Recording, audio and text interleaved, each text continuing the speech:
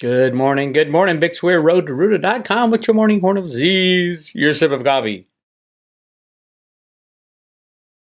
Big day today. The Life app gets its upgrade to include cryptocurrency, a way to convert your savings into cryptos.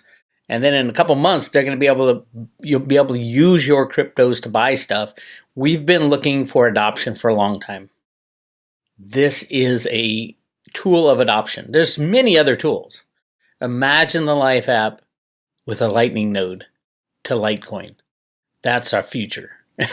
I can't wait. It's going to be awesome. And these guys are moving fast and they get it. So I am a big fan. I'll tell you a little more about that at the end. But first, we are on the brink of something where it's been building up. Cans have been kicked down the road for so long. I mean, ultimately, since the early 1900s, the creation of the Federal Reserve, because they found all that gold in the Grand Canyon, and then just kick the can. There's not much farther we can kick the can, I don't think. And it will be a planned takedown, much like September 11th, 2008. Remember, Senator Ken Jaworski came out and said we had hours, a matter of hours, before everything was destroyed. And we bailed them out. We bailed out the banksters, we bailed out the bad guys, we bailed out the government. That will not happen this time. I'll guarantee you that will not happen. The people won't stand for it. We didn't know what was going on back then in 2008. We do know what's going on now. And name one senator who had the balls to stand up and say, oh, we have to bail out the banks in today's day and age. None. The question is what day?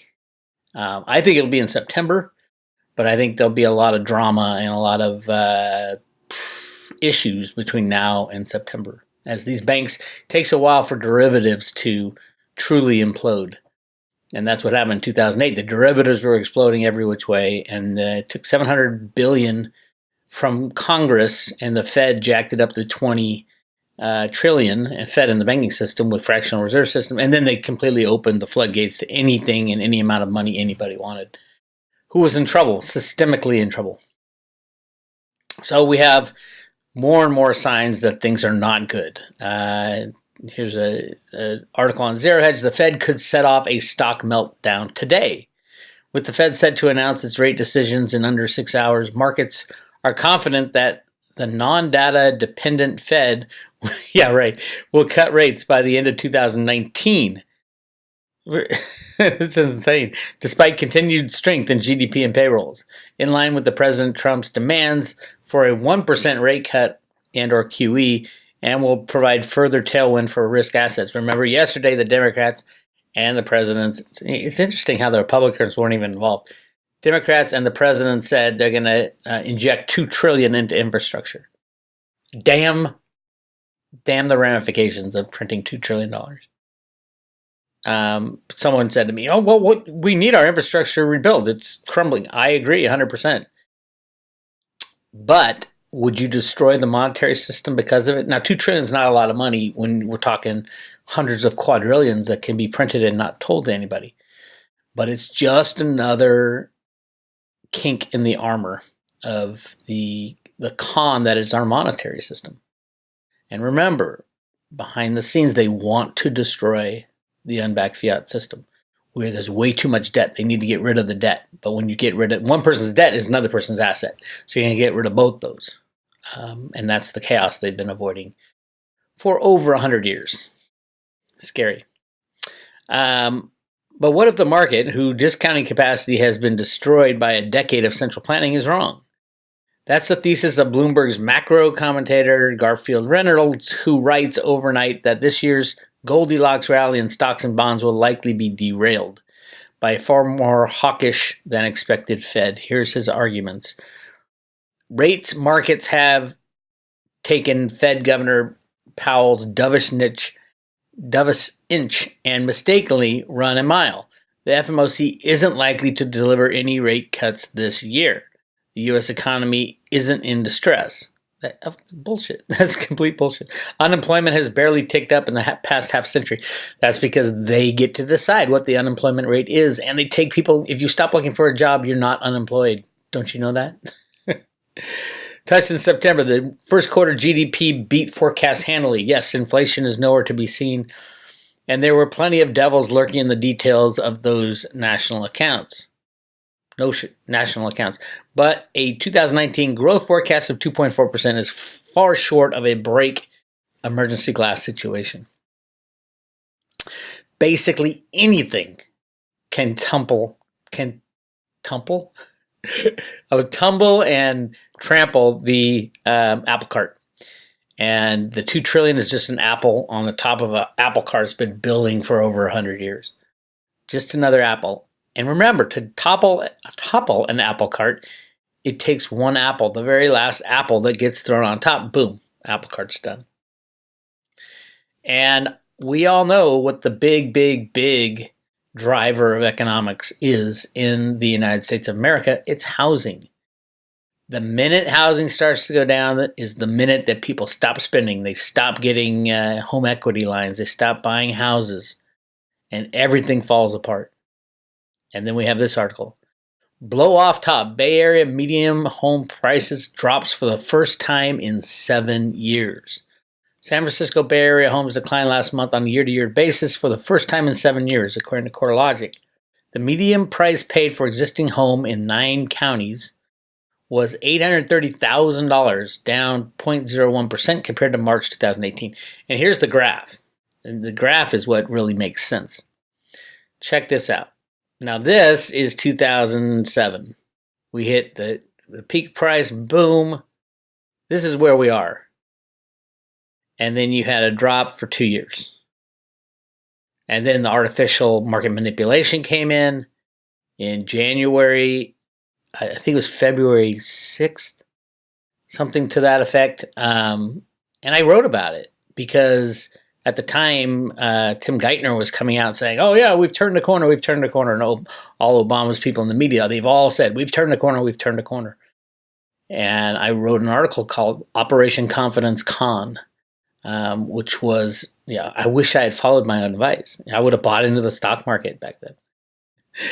And the idea was rig the markets to keep the game going. Now we have this, which is the housing prices. And people are pretty much tapped out. And there aren't the jobs to support this kind of housing bubble in the Bay Area. And people use houses as their piggy bank and as their loan officer. And as, if they need money, they'll take out a home equity loan. And home equity loans are very scarce when the price of your house is falling. So it hit a peak. Now, Martin Armstrong he had the peak at the same exact time, in mid 2018. And Martin Armstrong says the price of houses will fall and will bottom in, I think it was 2034. So we have 15 years of housing prices dropping. So yeah, if you're looking to buy a house when the system crashes at the bottom, you might have to wait 15 years. Obviously, now is not the time to buy a house. Good time to sell a house, I would say. And then buy cryptos with your sales, buy the Litecoin. But hey, that is not financial advice, not by any means, because anything can happen in this crazy world we live in. But it definitely looking like peak housing is here, and we should see rather large drops over the next couple of years. And if Martin Armstrong is correct, 2034 will be the time to buy. Now at 2034, the time to buy is probably, if the financial system is still together by 2034, it'd probably be very much changed by then. But in US dollar terms, 2034, you'd probably see 20% interest rates. So you wouldn't have any money to buy a house, even though the price was, 90% less than what it is today. Don't quote me on that. These people have rigged the market for over 100 years, so they can keep rigging it until they choose to not rig it. That's what the road to Ruta theory is all about. We are choosing to take down the old system because it is so corrupt. Speaking of corruption, one of the most corrupt gold and silver riggers of all time has announced they're leaving the London, the LBMA, the London Bullion Market Association, which is supposed to be the only physical exchange for silver. It's not even an exchange; it's an association. So they tell you what the prices are. It's not a physical exchange. But here's an article from my friends at GADA. SocGen resigns as London gold silver market maker. SocGen wasn't in the silver market, I thought. They were, but I don't think they were in the. We'll have to wait and see on that. I don't think they were one of the price riggers for silver, but they were for gold. London Bullion Market Association, SocGen, had resigned as market maker for gold and silver, they're saying, as France's third largest bank pushes ahead with a downsizing of its commodity business. No, they've been caught out so many times, and they understand that they don't want to be on that short list of criminals that will have the spotlight shown on them when gold and silver market rigging is exposed. SocGen said this month it would cut 1,600 jobs to boost profits after poor performance last year and exit over-the-counter commodities trading. Yeah, they were one of the big ones. They aren't the biggest. The biggest rigger is JP Morgan, obviously, and Deutsche Bank, obviously, and Citibank, obviously. Those are the three obvious ones when you're talking banksters. And then there's more like hedge funds like BlackRock, huge market rigger. And then they have to link up with commodity traders like Trafigura and Glencore, the Mark Rich boys. So it is big, and then they link up with governments around the world and Steve Mnuchin and things like that. So yes, it's not a huge deal, but it is a sign that things are changing, at least in the gold world. Absolutely. And speaking of things changing, new text from Strzok and Page. Like I said, the NSA has everything. They have everything. More than enough evidence. Trump can pull it out at any time, and it looks like it's starting to get pulled out. FBI texts show agents discuss recruiting White House source to spy for the FBI. You've been hearing this stuff for a long time, and nobody really thinks, oh, what does that mean? Well, now they're talking about names, which is cool. Senior Republican chairman submitted a letter Thursday to the Department of Justice Attorney William Barr, revealing new texts from former FBI agent Peter Strzok to his paramour, FBI agent Lisa Page, showing the pair had discussed attempts to recruit sources within the White House, within the Trump White House, to allegedly spy on the administration. The Senate Appropriations Committee Chairman Charles Grassley and Senate Homeland Security Chairman Ron Johnson revealed the information in a 3-page letter. The texts have been obtained by Sarah Carter Tuesday, and information regarding the possible attempt to recruit White House sources has been divulged by several sources to news sites that last week. The texts and sources reveal that Strzok had one significant contact within the White House. This is amazing. Vice President, I always thought, because everybody said, oh, when Trump's gone, we'll get Pence in there. All the bad guys are saying, we'll get Pence, and Pence is so much better. I'm like, why is Pence so much better? I didn't know anything about him. But apparently his chief of staff is what they were looking for. The text revealed that Strzok had one significant contact within the White House. Vice President Pence's chief of staff, Joshua Pitcock, whose wife was working as an analyst for Strzok on the FBI investigation into Hillary Clinton's use of a private server. A senior White House official told this news site that Pitcock's wife recused herself from the Clinton investigation as soon as Pence and Trump became the nominees in July. A senior law enforcement official told Sarah Carter that Pitcock's wife no longer worked for Strzok after she recused herself from the Clinton investigation. However, the text messages uncovered from November, after he got elected, 2016, have questions lingering about the relationship between Strzok, Pitcock, and his wife among congressional investigators and lawmakers. Quote, the course of our oversight work, we have reviewed certain text messages that may show potential attempts by the FBI to conduct surveillance of President-elect Trump's transition team.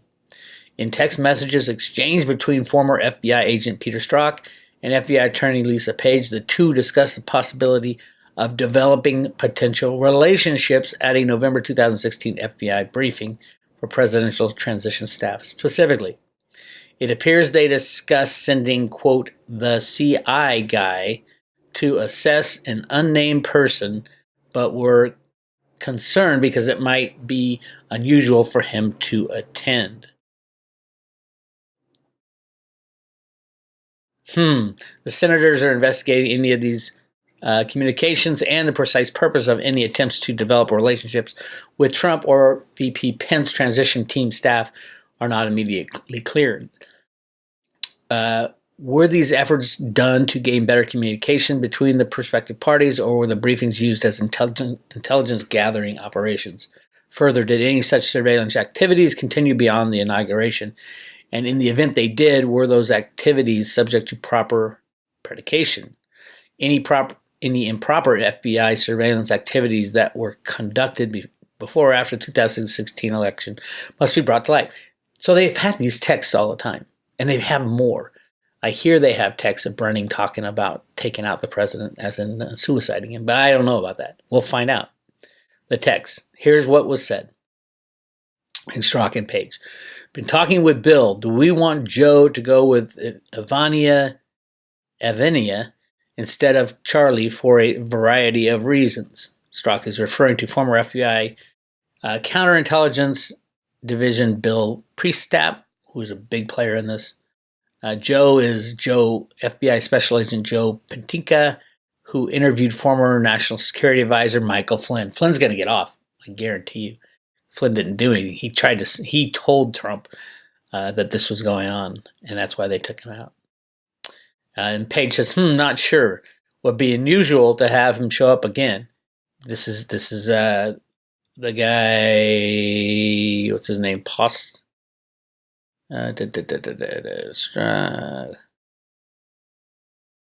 Pitcock. Pitcock is Trump's senior staffer, right? It's his right-hand man. It is his to-be official, just so we get this official, chief of staff. He's the guy who runs the show, and Pence is just, he's the vice president. They don't do anything, but the chief of staff does. So they're wanting the chief of staff to show up at this meeting. Not sure. It would be unusual to have the chief of staff show up again. Maybe another agent from the team. Strzok says, okay, he's the CI guy. Say might make sense. He can assess if there's any news or questions or different. It says cues. I think that's questions, but it could be Q posts. If Katie's husband is there, now Katie is the wife of Pitcock. She's the one who worked for Strzok, and it looks like here that Strzok and Page are saying, let's get Pitcock into that meeting. If Katie's husband is there, he can see if there are people we can develop for potential relationships. First of all, she recused herself months earlier. Why are they even speaking? Should I ask Andy, that's McCabe, about it? Or Bill Priestap, want to reach out to Andy? Strzok said, I'm sure we could ask to make sure this. We can ask you to make the swap if we thought it. They're trying to get this guy Pitcock into the transition meetings for the Trump administration to spy on the administration through Katie, which is Pitcock's wife. Pitcock now works for Oracle, big tech, probably in the CIA division of Oracle. Insane. But all this is starting to leak out. And there's so many more text messages that completely spell out the whole thing. Again, the NSA has them all. And they even have this Adam Schiff's text messages. Now, Adam Schiff, the freaky guy who's going after Trump, trying to sue him for everything, huge pedo. And he owns part owner in the Standard Hotel, which is a big hotel chain, pedo hotel chain. Kind of like the Pizzagate stuff. Anyway, Adam Schiff and Glenn Simpson, that's Fusion GPS guy, and their Forrest Gump-like encounter in Aspen. So in Aspen, they were filmed discussing things while Glenn Simpson was under investigation by Mueller. Adam Schiff is knee-deep in this thing. New House Intelligence Committee Chairman Adam Schiff has proven to be his party's most effective antagonist towards President Trump. And now, with the new powers of being chairman, he is drawing both new weapons and new scrutiny. Sometimes such scrutiny inevitably turns into questions of hypocrisy, which brings us to an issue of some photographs taken at the prestigious Aspen Security Conference in July. They show Schiff meeting at the event with Fusion GPS founder Glenn Simpson, one of the key and most controversial figures in the Russian collusion scandal. Both men insisted to me through spokesmen that they had met only briefly last July. So Adam Schiff needs to recuse himself from anything Russia. Anything Russia. Or he is completely ridiculous, which we already know he is. He met with Glenn Simpson, Fusion GPS. We know they're all colluding together. But this, if you sneeze Russian, you need to recuse yourself in Washington. Adam Schiff was meeting with the guy who was in charge of the dossier that was bought and paid for by the Russians and bought and paid for by Clinton with information from the Russians and foreign governments. Glenn Simpson needs to be arrested as well, obviously. And he's UK intelligence. The deep state is getting unwound, which is awesome. Anyway, keep an eye on all this stuff. It's going to be more juicy text messages coming out. That's really going to destroy the deep state, and that's what we need. Okay, again, today the Life app is coming out. I have a text message out to my buddies at Life to find out what time. Nobody knows, but Bitcoin Ben texts me. He's got $32 he saves, and he wants to buy some Litecoin today. Yeah, I think my account. I've only been doing it like a week. I think I'm at like $26, something like that. I haven't looked at the total savings I've made, but yeah, I'm gonna convert them to Litecoin. It's fun and it's free. I can't tell you how big it will be in the future too, because if they do what I think these guys really know what's going on, and because I saw a couple videos on crypto adoption. If adoption is easy, can you imagine? As easy as using a cell phone, a gift card on a cell phone, scan the code, boom, you're out. And you're paying, and you can pay, soon to be paying in Bitcoin. I'm sure soon after that Litecoin, because Litecoin would be better and faster with the Lightning Network and a Lightning node at the Life app. Good night. And it will be there when the system crashes. That was the problem on September 11th, 2008. The system was crashing.